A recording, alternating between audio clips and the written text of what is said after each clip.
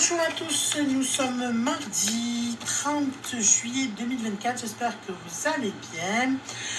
Nous allons faire un tirage sur les énergies avec l'oracle du soleil levant. On va parler des élections présidentielles des États-Unis 2024, on va parler des énergies sur les républicains, puisqu'on a vu déjà une première capsule sur les démocrates.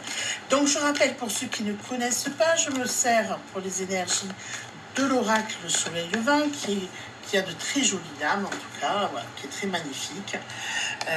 Voilà, je fais le tirage du bonsaï, qui normalement comporte 3 cartes, mais je préfère en rajouter une en synthèse, voire 2, quand c'est des sujets importants. Donc là, c'est le cas. Donc il y aura au total non 3 cartes, mais 5 cartes, tout simplement.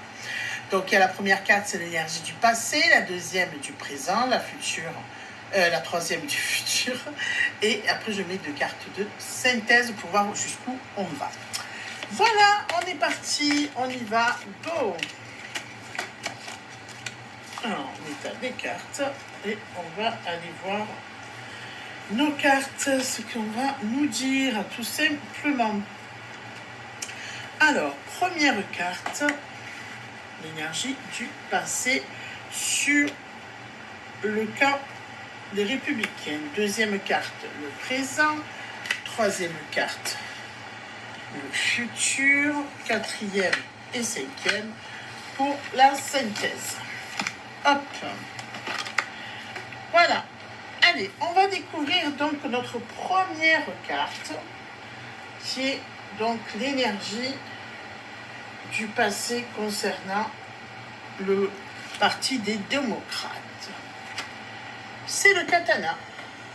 C'est le katana. Alors le katana, c'est quand même, j'allais dire un objet. Mais oui, c'est ça, hein, c'est un célèbre sabre japonais, hein, qui a été conçu pour les fins guerriers, on ne donnait pas ça à n'importe qui, et qui est maintenant devenu une œuvre d'art, d'accord? Donc derrière cette lame se cache le justicier. Le justicier dans l'énergie du passé, justicier qui vient séparer le bon du mal, vous voyez, qui vient rééquilibrer la balance, qui fait des révélations pour que la vérité fuse, hein, qu'elle soit là, qu'on éclaire sur la vérité. Et le katana coupe aussi des liens qui nous poussent vers le bas, peut-être des histoires qu'on a eues, des attaques, des procès. Hein, c'était ça, en fait, le passé. On est bien d'accord par rapport à Trumpy qui ressort par rapport à ses candidatures dans le parti républicain. Donc, on est bien dans cette carte, dans l'énergie du passé, c'est tout à fait ça. Parce que dans cette carte de l'énergie du passé, on a voulu faire la part des choses, prendre des décisions sur lesquelles on ne reviendra pas à ce qui nous dicte notre cœur et notre raison, c'est-à-dire être vrai, faire ce qu'il faut dans la justice, tout simplement. Le katana, c'est ça. Hein. Donc la partie de la carte 2, c'est la carte du présent, c'est la carte de la lanterne. La lanterne, donc au Japon, en fait, c'est très populaire. C'est la lanterne à la bougie, d'accord? Elle est là pour éclairer, pour nous aider. Puis aussi, cette lumière représente la connaissance, le savoir. Ce n'est pas rien, d'accord? On éclaire, c'est la lumière en opposition aux ténèbres. Ah, on est bien d'accord là-dessus aussi, qu'on vient éclairer. Par rapport à notre adversaire, on vient mettre la lumière. Cette carte vient éclairer notre lanterne, c'est le cas de le dire, sur des révélations, sur des vérités à faire, sur la partie sombre de nos adversaires. Donc là, effectivement, c'est une carte qui nous demande une compréhension aussi de ce qu'on peut attendre de cette campagne électorale, parce qu'on est quand même en campagne électorale, et d'appréhender sous différents angles cette campagne, comment la mener pour ne pas se tromper et se faire avoir, j'ai envie de vous dire. Hein. Ne pas rester passif, améliorer, revoir les choses, analyser pour être un peu plus percutant sans oublier surtout la part de spiritualité. Cette carte nous parle de spiritualité aussi, il ne faut pas l'oublier et c'est important. 2. La carte 3 qui est pour le futur. Ah, la forêt. La forêt, vous voyez, il y a les deux chemins, il faut prendre des décisions en général. C'est ça la carte de la forêt, elle nous dit qu'il va falloir prendre une grande décision. Elle évoque les différentes voies possibles qui s'offrent à nous à côté du chemin que l'on prend. Vous voyez, ou face à nous, hein, face au chemin où on est déjà, on nous met diverses possibilités. Peut-être justement quand on revient avec la carte de la lanterne, ça nous parle, ça, parce qu'on nous dit qu'il faut faire attention comment on va appréhender. On peut voir différentes manières d'appréhender cette campagne électorale, de voir un peu mieux, d'analyser. Vous voyez, et là on vous dit une décision, une grande décision à prendre, et voilà, quel côté, quel chemin on va prendre. Et c'est une phrase de Lao Tzu qui dit « Le bonheur n'est pas au bout du chemin, c'est le chemin. » D'accord? Entre la zone de confort et l'inconnu, qu'est-ce que je fais? Alors là, on demande en fait de se remettre en question. Alors, se remettre en question, au départ, peut-être de remplacer Trumpy, ou alors il se passe un événement et ce ne sera pas Trumpy. Mais en attendant, on nous demande de changer de position. Il y a un changement qui s'impose, il y a une grande décision, en tout cas pour l'énergie du futur. Alors vous voyez, c'est bien de savoir, d'en tirer un peu plus de cartes pour voir qu'est-ce qui se passe concrètement, pour aller chercher autre chose, des explications, parce que déjà, si on s'arrête à ça, ben c'est vrai qu'on reste un peu le bec dans l'eau, tout simplement. Donc, on a la carte, dans les cartes de synthèse, on a la première, c'est la carte de l'estampe érotique. Regardez, vous avez effectivement cette jeune femme avec les poings attachés, vous voyez, liés avec un couteau, mais elle ne s'en sert pas. Il y a ce monstre, c'est comme si elle était fascinée, elle n'arrive pas à prendre sa liberté comme l'oiseau, vous voyez, l'oiseau qui est là, elle n'arrive pas à prendre sa liberté comme l'oiseau, elle est comme hypnotisée par ce monstre.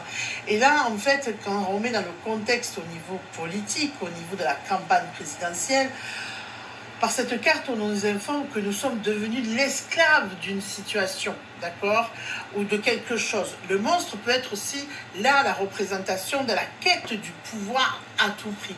Vouloir absolument arracher donc la victoire. Et on nous dit, attention de ne pas être la victime du pouvoir ou d'un certain système de pouvoir, d'accord? C'est important aussi, c'est ce qu'on nous souligne là avec cette carte de l'estampe érotique. Donc se libérer de certains pouvoirs, le pouvoir suprême d'être libre.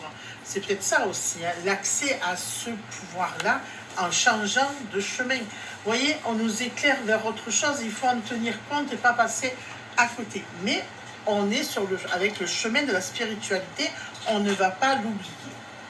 Puis la dernière carte de synthèse, on va la découvrir ensemble, on va voir ce qu'elle nous réserve après tout ça, parce que quand même, on n'a pas rien comme le cheminement.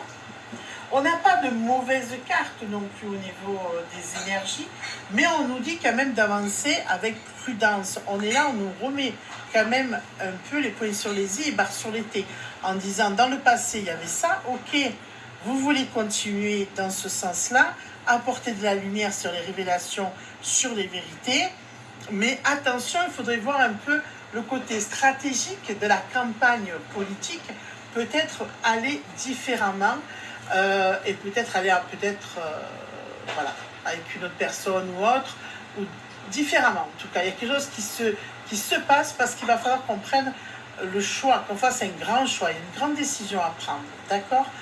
Et là, on vous dit ne restez pas bloqué sous la prise d'un pouvoir ou d'un certain pouvoir, d'un système. Il faut peut-être commencer à se délier, à se défaire des poignées de tout ça, et de dire non et d'aller jusqu'au bout.